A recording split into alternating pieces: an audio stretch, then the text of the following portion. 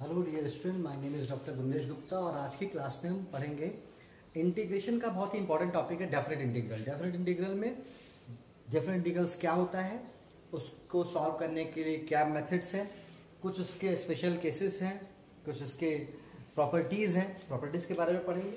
और ये बच्चों ने बहुत डिमांड किया था कि डेफिनेट इंटीग्रल, उनके लिए मैंने वीडियोज़ बनाए हैं और इंटीग्रेशन का पूरे वीडियोज़ आपके मिलेंगे। इंटरमीडिएट में भी है, बीटेक फर्स्ट ईयर में भी ये सिलेबस है, तो इंटरमीडिएट वाले बच्चों के लिए भी है, ये बीटेक में भी है, आपको बायोटेक वालों के लिए है, बीएससी में भी ये टॉपिक आता है। तो आज हम लोग पढ़ेंगे डेफिनेट इंटीग्रल। डेफिनेट इंटीग्रल क्या होता है? इंटीग्रेशन हम सब लोग पढ़ चुके हैं। डेफिनेट इंटीग्रल का मतलब होता है जब एक कोई फंक्शन जो कि कंटिन्यूअस हो, उस कहते हैं एक एफ फंक्शन है, F is defined in interval A B, किसी एक पर्टिकुलर ए बी इंटरवल में डिफाइंड होता है। और कहते हैं अगर हम इंटीग्रल एफ की बात करें और अगर एफ के इंटीग्रल को हम कैपिटल एफ से डिनोट कर दें तो एन इंटीग्रल, तो एक इंटीग्रल जो किस तरह का होना चाहिए, a to b fx dx। अब हमने क्या बताया कि fx का इंटीग्रल पहले कर लीजिए, तो इंटीग्रल पार्ट हमें क्या मिला यहां से, कैपिटल fx, और उस पे लिमिट अप्लाई कर दीजिए, लोअर लिमिट और अपर लिमिट, जिसके बीच में वो फंक्शन हमारा इंटीग्रल डिफाइंड था डेफिनेट इंटीग्रल में। तो a to b में जब हम रखेंगे तो x की जगह पे लिमिट रख देंगे, यानी a to b fx dx equal to fb minus का fa। यानी ये जो प्रॉपर्टी है, ये जो तरीका है, ये किसी एक पर्टिकुलर इंटीग्रल में दिए हुए इंटीग्रल को सॉल्व करने का मेथड है। तो डेफिनेट इंटीग्रल को सॉल्व करने के बहुत सारे मेथड्स हैं, आपके यहाँ बहुत सारे तरीके हैं, बहुत सारी प्रॉपर्टीज है जिनको हम यूज करेंगे। तो प्रॉपर्टीज हम बात में पढ़ते हैं, पहले तो सीखते हैं सिंपल डेफिनेट इंटीग्रल कैसे सॉल्व करना है। यानी कहा कोई फंक्शन है जो कि डिफाइंड है, कंटिन्यूअस है इस इंटरवल ए बी में, तो उसके इंटीग्रल को हम कैपिटल एफ एक्स कहते हैं, जो उसके इंटीग्रल की वैल्यू आए और उस पर अगर हम लिमिट लगाते हैं F B minus F A, तो ये जो वैल्यू मिलती है उस डेफिनेट इंटीग्रल का सोल्यूशन कहलाता है। अब हम ये सीखेंगे कुछ सिंपल डेफिनेट इंटीग्रल सॉल्व कैसे करना है और उसको फिर प्रॉपर्टीज पे आते हैं। तो हम जैसे यहाँ पे लिख रहे हैं, फॉर एग्जाम्पल कुछ क्वेश्चन यहाँ पे लिखे हम, जैसे हमने यहाँ पे लिखा कि सॉल्व, क्वेश्चन यहाँ लिख रहे हैं solve the following definite integral, solve the following definite integral. जैसे पहला मैं यहां पे लिख रहा हूं 2 to 4 1 upon x dx। दूसरा मैंने लिखा है 0 से π/2 x और cos x dx। तीसरा मैं यहां लिख दूं अगर 1 से 2 x स्क्वायर dx। चौथा मैं एक क्वेश्चन आपको ऐसे लिख दूं, यहां से बहुत सारे क्वेश्चन है जिनको हम सॉल्व कर सकते हैं, 0 से π/2 x plus sine x suppose करो dx। ये कुछ ऐसे सिंपल क्वेश्चन लिखे, अभी हम प्रॉपर्टी पे आते हैं। तो जैसे मैं यहां कह रहा हूं कि फर्स्ट क्वेश्चन हुआ 2 to 4 1 upon x dx। तो सबसे पहले तो हमें अंदर दिए हुए फंक्शन का इंटीग्रल समझना है।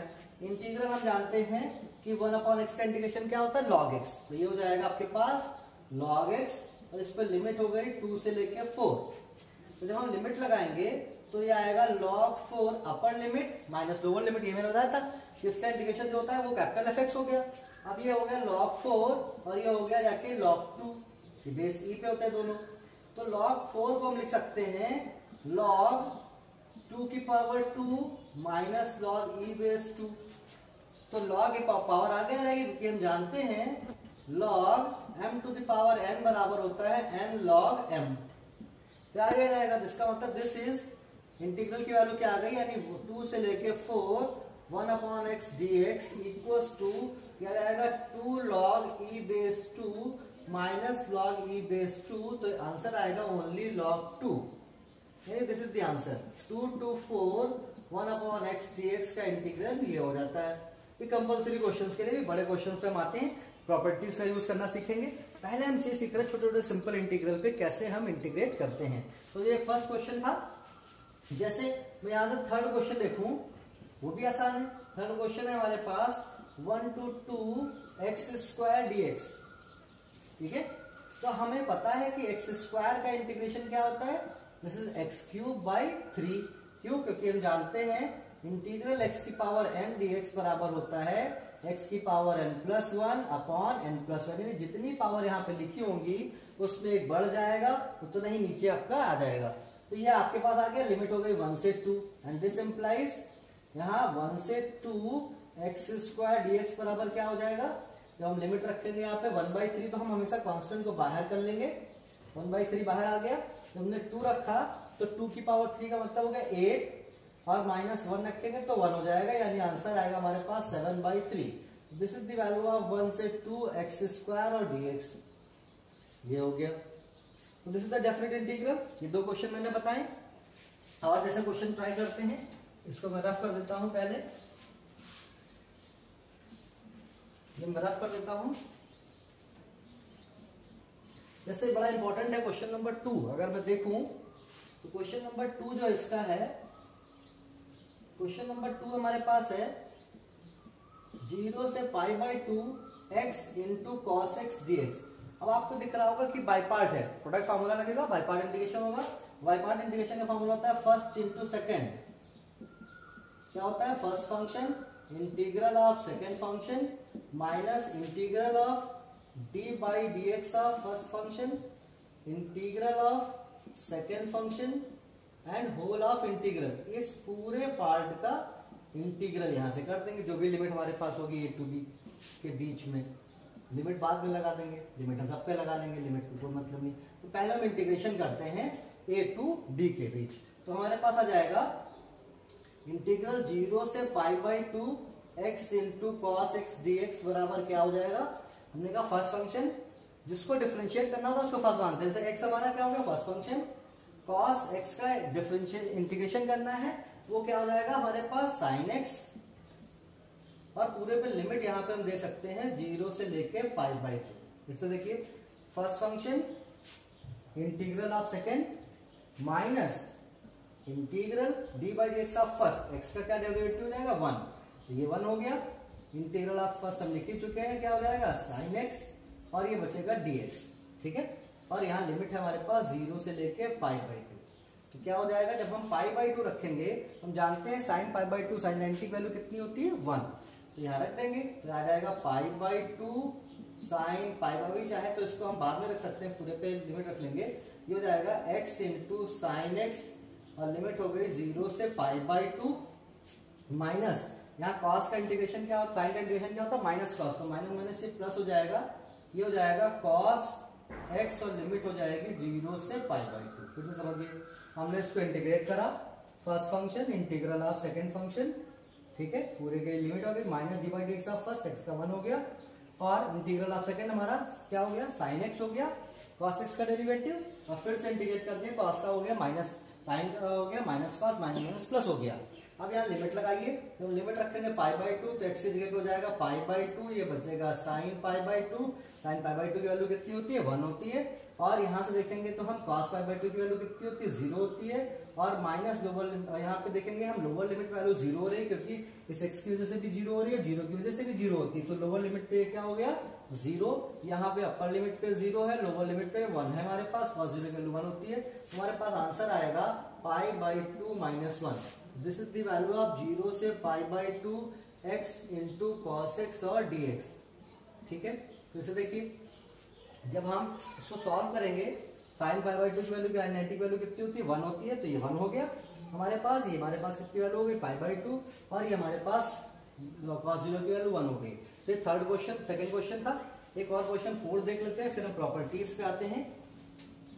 जैसे फोर्थ क्वेश्चन को हम यहीं पे सॉल्व करते हैं, ये है फोर्थ क्वेश्चन हमारे पास, 0 से π/2 x प्लस साइन x है, यहाँ प्रोडक्ट था, यहाँ दोनों के बीच प्लस साइन है, तो प्लस साइन को कैसे सॉल्व करना है, सिंपल अलग अलग इंटीग्रेट कर दीजिए, तो ये हो जाएगा हमारे पास x का इंटीग्रेशन हो गया हमारे पास x²/2, और फिर साइन का इंटीग्रेशन हो गया माइनस का cos x, और लिमिट हो गई 0 से π/2। ठीक है, वैसे देखिए x का integration x² by 2, sin x का इंटीग्रेशन माइनस का cos x, और ये हमारे पास आ गया, लिमिट रखेंगे पाई बाई 2, तो ये आएगा this is pi square by 4 और 1/2 पहले से था, ये 1/2 से पहले था, एक्स की जगह पाई बाई 2 रखेंगे तो कितना आएगा पाई स्क्वायर बाई 4, और हम जानते हैं cos पाई बाई 2 की वैल्यू कितनी होती है 0 होती है, तो ये हमारे पास 0 आ जाएगा, माइनस जब लोअर लिमिट लगाएंगे तो लोअर लिमिट का माइनस आएगा, ये 0 आएगा और ये वैल्यू हमारे पास 1 देगी, तो माइनस माइनस हमारे पास ये प्लस का 1 हो जाएगा, तो यानी कितना आंसर आया, this is pi square by 8 plus 1, तो दिस इज द आंसर। तो ये आपका फोर्थ क्वेश्चन हुआ। तो हम सिंपल कुछ डेफिनेट इंटीग्रल सीख रहे थे। डेफिनेट इंटीग्रल का मतलब क्या होता है कि इंटीग्रेशन को सिंपल इंटीग्रेट करना और फिर उस पर लिमिट लगाना। तो अब हम आपको समझाते हैं कुछ प्रॉपर्टीज होती हैं डेफिनेट इंटीग्रल की, वो हम समझाते हैं, उनको यूज करना सीखेंगे। तो इसको मैं रफ कर देता हूं, ये रफ कर देते हैं सारे क्वेश्चंस। अब यहां पे हेडिंग डालते हैं प्रॉपर्टीज ऑफ डेफिनेट इंटीग्रल।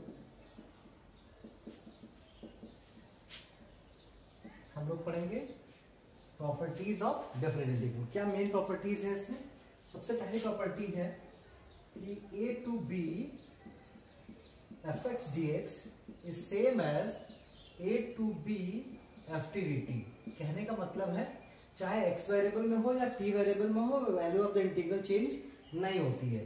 दूसरी बात, a to b fx dx is equals to minus time b to a fx dx। अगर हमें लिमिट को चेंज करना है a to b को b to a करना है तो वो माइनस टाइम हो जाती है। Third, a to b fx dx is equals to, अगर a और b के बीच कोई पॉइंट c में ब्रेक करें तो हो जाएगा a to c fx dx plus c to b fx dx। यानी हम इंटीग्रल को बीच वाले a to c में ब्रेक कर दें और यहाँ c to b में ब्रेक कर दें, बीच में एक पॉइंट में ब्रेक कर सकते हैं। नंबर 4 जो नेक्स्ट प्रॉपर्टी है वो है 0 to a fx dx is same as 0 to a f of a minus x dx। ये प्रॉपर्टी काफी इंपॉर्टेंट है, हम इसको बहुत जगह यूज करेंगे। नेक्स्ट है fifth property, a to b fx plus gx। अगर हम दो इंटीग्रल का सम, फंक्शंस का सम करेंगे तो हो जाएगा a to b fx dx plus a to b और gx dx। नेक्स्ट है number 6, this is also very important, 0 से 2a fx dx। ये आपको दे देता है, दो चीजें देगा यहाँ पे, 2 times 0 to a fx dx मिलेगा। कब? अगर f of 2a minus x बराबर fx मिल जाएगा, और ये वैल्यू आपको 0 दे देगा अगर if f of 2a minus x equals to minus fx मिलेगा। तो कुछ बहुत इंपॉर्टेंट प्रॉपर्टीज हैं। नंबर 7 जो मैं लिख रहा हूं यहाँ पे, 7th प्रॉपर्टी है, 7th प्रॉपर्टी हमारी है a to b fx dx is equals to a to b f of a plus b minus x dx। मतलब दोनों लिमिट का सम भी कर सकते हैं। एंड लास्ट 8th प्रॉपर्टी जो हमारे पास है वो ये है minus a to a fx dx। This is very important. ये हमें दो वैल्यू देता है, एक तो दे देता है 2 टाइम्स 0 से a fx dx। कब? जब हमारे पास fx कैसा हो, fx इज इवन फंक्शन। जब fx कैसा फंक्शन होगा, इवन, और ये वैल्यू देगा 0 अगर कब? जब fx कैसा हो, ऑड फंक्शन। तो अगर किसी इवन फंक्शन के लिए हम सॉल्व कर रहे हो, सबसे इंपॉर्टेंट प्रॉपर्टी डेफिनेट इंटीग्रल की एक ये प्रॉपर्टी हमारी यूज होती है। नंबर 4 ध्यान रखना आपको जरूर, एक आपकी नंबर 7 और नंबर 8, ये तीन प्रॉपर्टी सबसे ज्यादा यूजफुल है। तो 7, 8 प्रॉपर्टीज क्या है कि माइनस a to a में अगर कोई फंक्शन सॉल्व कर रहे हैं और वो फंक्शन हमारा इवन फंक्शन है तो लिमिट हाफ हो जाएगी और fx dx हो जाएगी। कब? जब फंक्शन इवन होता है। और ये हमारी 0 हो जाएगी कब? जब फंक्शन हमारा कैसा होता है, ऑड फंक्शन होता है।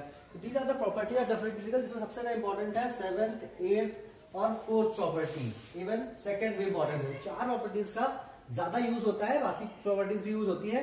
प्रॉपर्टी 6 भी इंपॉर्टेंट है वैसे, तो ये खास कर ध्यान रखना है। 4th property, 7th property, 8th property and 6th property. अब हम इन प्रॉपर्टी से बेस्ड कुछ क्वेश्चन सॉल्व करते हैं आपके लिए। ये मैं रफ कर देता हूं, इसको रफ कर देते हैं। अब आपको मैं समझा दे रहा हूं इवन ऑड फंक्शन क्या होते हैं। सो इवन फंक्शन का मतलब होता है, यहाँ पे यूज हो रहा है इवन फंक्शन, कहते हैं a function fx is said to be even if f of minus x equals to fx for every a। यानी अगर हम x में x की जगह फंक्शन में माइनस एक्स रखें तो सेम फंक्शन fx मिलता है। फॉर एग्जाम्पल हम कह सकते हैं cos x है, mod x है, x स्क्वायर एक्सेट्रा। ये सब फंक्शन कैसे है, जैसे मैं कह रहे हैं इवन फंक्शन की बात, तो इवन फंक्शन कौन से फंक्शन होने चाहिए, वो फंक्शन जिस फंक्शन में x की जगह माइनस एक्स रखने पे सेम फंक्शन fx मिलता है, फंक्शन पे कोई फर्क नहीं पड़ता है, वो इवन फंक्शन कहलाते हैं। ऑड फंक्शन क्या होते हैं, ऑड फंक्शन कहते हैं function fx is said to be odd if f of minus x equals to minus time fx। अगर हम x को माइनस एक्स रखें, अगर माइनस टाइम मिलता है तो ऐसा फंक्शन ऑड फंक्शन कहलाता है। फॉर एग्जाम्पल हम कह सकते हैं sine x, x, x cube etcetera. ये सारे फंक्शन में आप x के माइनस एक्स रखेंगे तो वो आपको माइनस एफ एक्स मिलेगा। तो ये बेसिक चीज थी जो इस प्रॉपर्टीज 8 के लिए यूज होनी चाहिए। जहां जहां भी आप फंक्शन में x को माइनस एक्स रख के देखो सेम फंक्शन मिलता है तो वो इवन कहलाएगा, और माइनस टाइम मिलता है तो वो ऑड कहलाएगा। अब हम इस प्रॉपर्टीज पे बेस्ड कुछ क्वेश्चंस करेंगे जो हमारे लिए इंपॉर्टेंट है, प्रॉपर्टीज बेस्ड आते हैं। ये मैं रफ कर देता हूं, ये मैं रफ कर देता हूं इसको। जैसे पहला क्वेश्चन है, यहां हम कहें एग्जाम्पल 1, मैं लिखूं solve minus pi to plus pi cos X D x.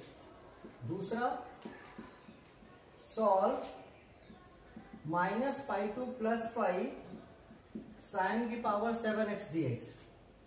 Third यहां पे लिख रहा हूं मैं solve minus 1 to plus 1 sine की पावर 5x कॉस की पावर 4x dx।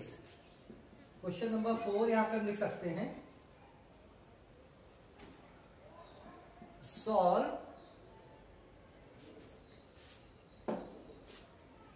0 से pi by 2 log of 10x dx। And fifth question में यहां लिख रहा हूं सॉल्व 0 से pi by 2 cos square x 7 dx।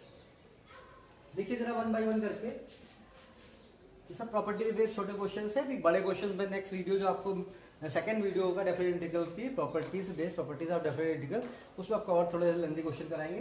पहले आप ये समझिए, जैसे लिखा है माइनस पाई टू प्लस पाई, ये लिखा है हमारे पास कॉस एक्स dx। हम जानते हैं कॉस एक्स जो होता है cos of minus x equals to cos x. इसका मतलब F x equals to cos x is an even function. ठीक है, तो इसका मतलब माइनस पाई से प्लस पाई, ये जो कॉस एक्स है dx, ये बदल में जाएगा 2 टाइम्स 0 से पाई और कॉस एक्स dx, यानी लिमिट हाफ हो जाएगी।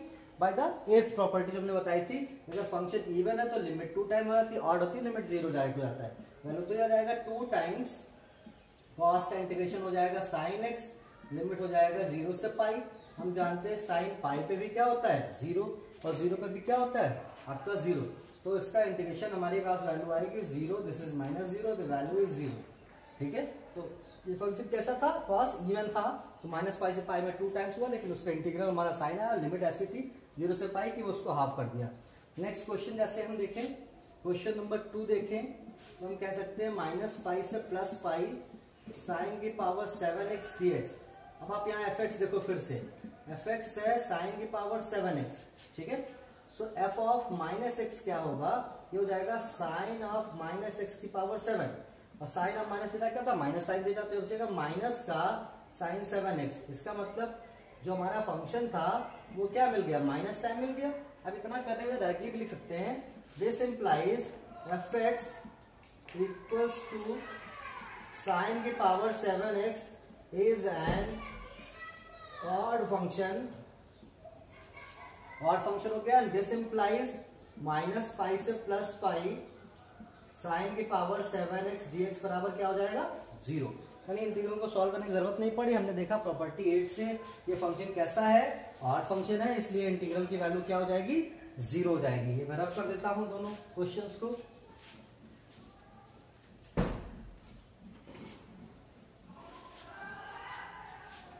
जैसे नेक्स्ट क्वेश्चन नंबर 3 हम सॉल्व करें, ये भी लिखा है -1 से 1 साइन की पावर 5x cos की पावर 4x dx।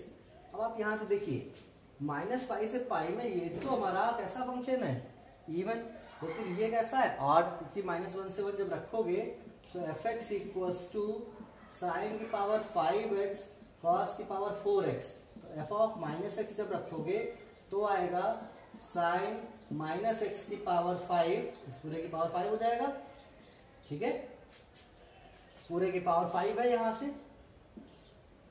और यहां पे है cos ऑफ माइनस एक्स की पावर 4, ठीक है।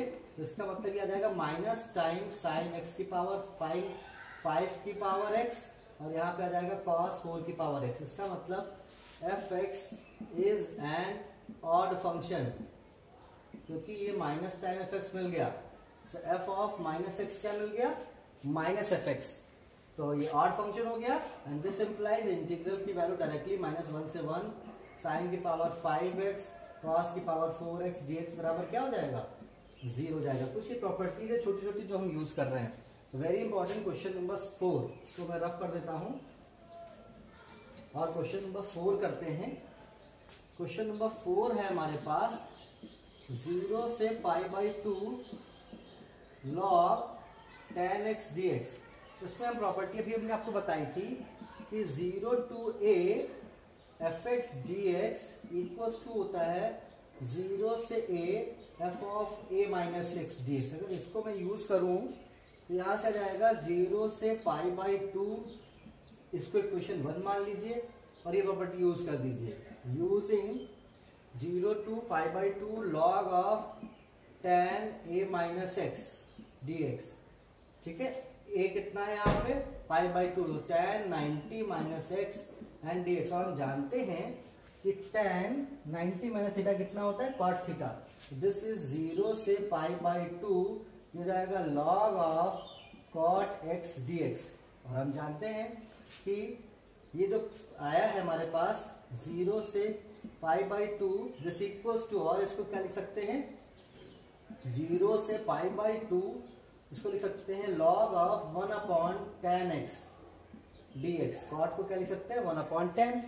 तो ये जो वैल्यू थी, जो हमारे पास सेम चीज थी, 0 से π/2 log of tan x dx था, वो अब यहां से मिल गया 0 से π/2 minus times with log of 1/x क्या था, माइनस एक्स, ये बचेगा log of tan x dx।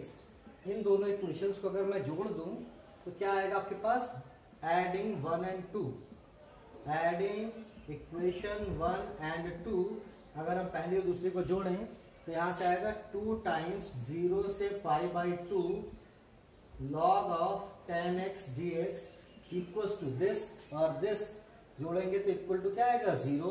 इसका मतलब इस इंटीग्रल की वैल्यू 0 से π/2 log of tan x dx बराबर क्या मिल गया, 0 मिल गया। This is the 4th question, very important, बढ़िया सवाल है। थोड़े से हम और कैलकुलेटिव क्वेश्चंस पे आएंगे, क्योंकि एक क्वेश्चन और बचा है, इसको कर लेते हैं। 5th क्वेश्चन यहां से है, तो what is the 5th question. 5th question इस प्रॉपर्टी पे है, यहां मैं लिख रहा हूं 0 से π/2 cos² x dx, ठीक है।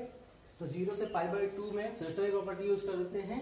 कौन सी? इसको इक्वेशन 1 मान लेते हैं और using 0 to a fx dx equals to 0 to a f of a minus x dx। अगर मैं इसको यूज करूं तो आप यहां देखेंगे कि 0 से pi by 2 cos square x dx is equals to 0 से pi by 2 cos pi by 2 minus cos square pi by 2 minus x and dx।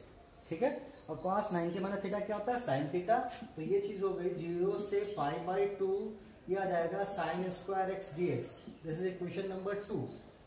ये क्या है? 0 से पाई बाई 2 और cos स्क्वायर एक्स dx। ठीक है, so adding 1 and 2, adding equation 1 and 2।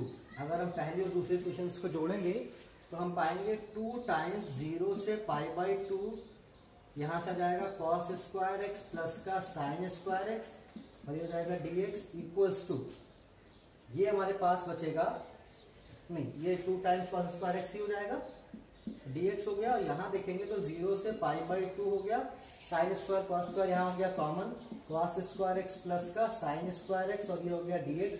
आप सब जानते हो कि वैल्यू कितनी होती है? 1। तो ये बचेगा 0 से pi by 2, this is 1 and dx। 1 का इंटीग्रेशन करोगे तो आएगा x और लिमिट हो जाएगी 0 से पाई बाई 2। तो अपर लिमिट रखोगे तो कितना आएगा? पाई बाई 2। ये किसकी वैल्यू है? 2 टाइम्स 0 से पाई बाई 2 की वैल्यू है cos स्क्वायर एक्स dx की। This implies cos square x dx यहाँ से क्या आ जाएगा? इधर मैं लिख देता हूँ। इसके बाद 2 से और डिवाइड कर दीजिए। दिस इम्प्लाइज 0 से pi by 2 cos square x और dx बराबर हो जाएगा pi by 4। So these are 5 questions जो मैंने यहाँ पे किए हैं।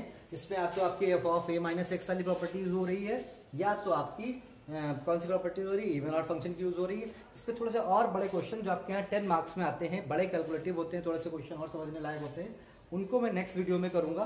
तो आप लोग ऐसे ही देखते रहिए, सब्सक्राइब करते रहिए चैनल को। और एक पार्ट और होगा डेफिनेट इंटीग्रल का, जिसमें थोड़े से और इससे बड़े क्वेश्चन हम कराएंगे, वो आपको नेक्स्ट वीडियो में मिलेंगे। Thank you so much.